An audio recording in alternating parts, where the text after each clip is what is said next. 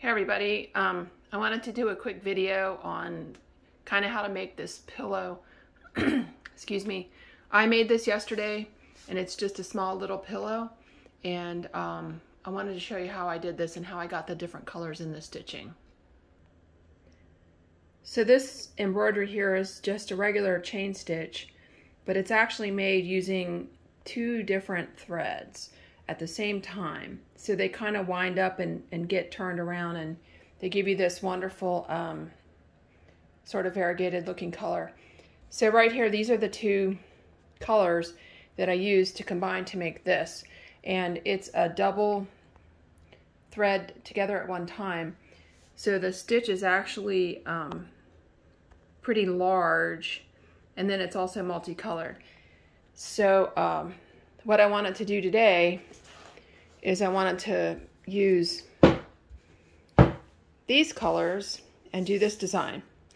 This design is graciously shared from the library of Bob Trump, who is a master tailor and sewing and embroidery person, and he has very graciously shared thousands of images, maybe close to 10,000 images with the chain stitch world. And I have a Google Drive where they're available and everyone can download the images. So I will post a link to the Google Drive in the description of this video. But he has just these fantastic designs, and basically what I've done here, and sorry, that's Bob Trump. He's graciously shared these designs, just thousands of them. So what I've done here is, this is a standard piece of paper, 8.5 by 11, and I just cropped and scaled the design to fit to print out on the 8.5 by 11. And I mean, there's just thousands of designs. This is another one that I was maybe gonna work on next, but they're all made specifically for chain stitch. So I'm gonna use these two colors together on this, and I'm gonna try to sew a pillow. And basically, this little pillow I made yesterday, it does have, it's already, oh sorry, well, this has already been through the washer and the dryer, and it came out just fine. I am using Mauzer silk rayon floss thread. This is all Mauzer silk rayon floss thread, and it's really awesome thread. It looks shiny on the spool, but when you actually get it into the fabric, it's really not that shiny. So I put a zipper in this, and I did a pretty good job. I'm not a great sewer. You can see my white pencil mark there. I've successfully hidden the zipper in the fabric, and I just made a pillow out of it and stuffed it with some pillow stuffing. And like I said, this has already been through the washer and the dryer. So now I'm going to show you the setup and how I do these two threads on this half of fabric, which will be a pillow. Hang on, I'm going to set up my threads and I'll be right back. Okay, so here's my thread setup. I have just a regular spool stand with the yellow on it here, and I actually have the thread, it's sitting on a sponge, because that way if the cone sticks out past the thread spool, it can go into the sponge. And then it goes up through the wire top of the thread stand, and you aim this so it's going through with the least amount of resistance, and it's going up here. This is my regular thread stand here that I'm using for just regular chain stitch. I just have it mounted to the right side of my table for convenience to change the thread. And then it goes up to my standard screw eye, another screw eye, and then back to the last screw eye behind the tension discs and into the tension discs and up for sewing. So right now I have my two colors are threaded into the machine, and I will start stitching. Just wanted to show you how I have it set up. It's very easy. I'm today using my Mauzer International chain stitch embroidery machine, which I've posted lots of videos about this machine. This is a fantastic machine, and it's sold by Abdul Bari at Mauzer, and they're very, very reasonably priced, and you can get them in any color you want, and they work great. So just wanted to quickly show you the thread setup here for two threads. And you can do this with 3 threads also. And on the machine right now, I am running a size number 12 nipple and a size number 8 needle. And so I'll get started now. Okay, so I have my design in the machine, and my machine is threaded up and it's ready to go. If you want to know about how to thread your machine, I have posted other videos on this. So this design, donated to us by Bob Trump, is an easy design where you just go around and come right back to where you started. So I'm just going to go around. These pointy parts, I'm kind of going to round them off. And I can see already I have lost my yellow thread. So I'm going to have to pull this out, rethread, and start over. I think my yellow thread got stuck in the thread cone. Hang on, I'll be right back. Okay, so I have rethreaded my machine, but I wanted to kind of stop and show you what I do if I make a mistake. I just pull out the thread, grab the tail, and pull your design right out. Sometimes it's a little jammed. It's got a little jammed because the purple and the yellow are jammed.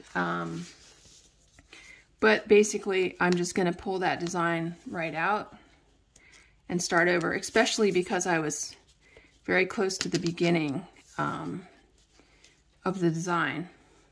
That's, I guess, one of the nice things about chain stitch and one of the bad things about chain stitch.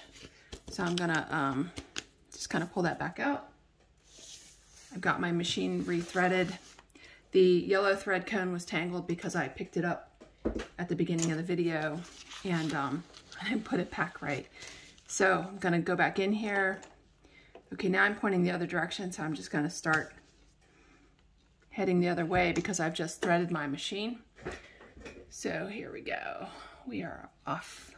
Sorry about the jiggling. Okay, this video is going to be kind of long. I'm probably just going to do the whole entire design, so you can fast forward if you want. So here we go. So when I'm sewing, I like my threads to be loose because this is going to go in the washer and dryer. This green thread fabric that I'm sewing on is, I don't know, I just had it laying around. It's kind of thick and stiff, so for a pillow, it's not going to be the most comfortable. So the beauty of this design is that I'm just following it, and it's so nice, flowing, and symmetric. And I think I probably spent, I don't know, well over a half an hour looking through the designs this morning to pick this design. And, okay, I'm getting kind of close to my safety pin here, so I'm going to take it out, if I can get it out, without messing up my design here. Okay. And I'll probably take the other one out. There's one on the other corner too. I'm just going to take that off now that I started my design and I got my paper kind of nailed down. Take that off and take that off. Okay. Back to the sewing. So these pointy corners, I'm not stopping. They're going to get a little rounded off, but that's okay because the whole entire design will be somewhat uniformly rounded. If I wanted them to be really sharp, I would probably have to slow down a lot and turn very quickly. It's one of the limitations of the chain stitch machine is that it just really doesn't do sharp corners well.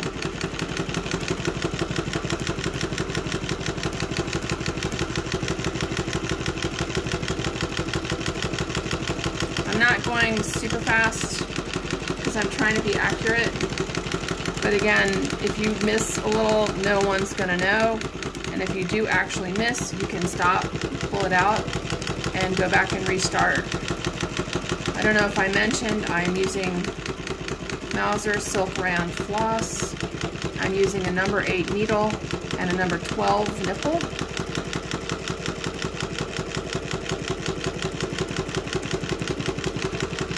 So these are fun.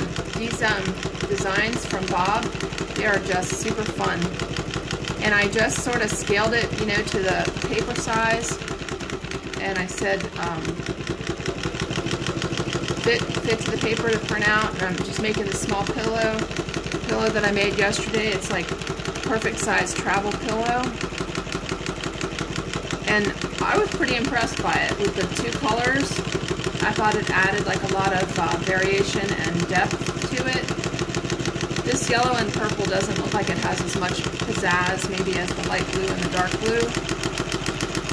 But it's a pretty cool thing, and you know, if you need gifts for the holidays, it's pretty fast. Just get some zippers and you can sew it together. I'm not a great seamstress by any means, but I was able to manage putting the zipper in, and I used my little domestic serger to serge around the edges of the pillow.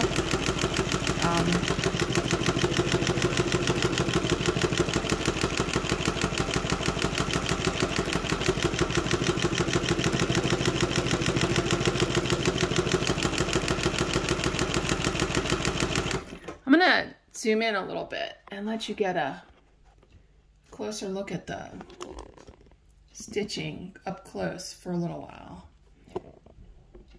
Let's see here. Okay. Hopefully that's in focus so you can watch the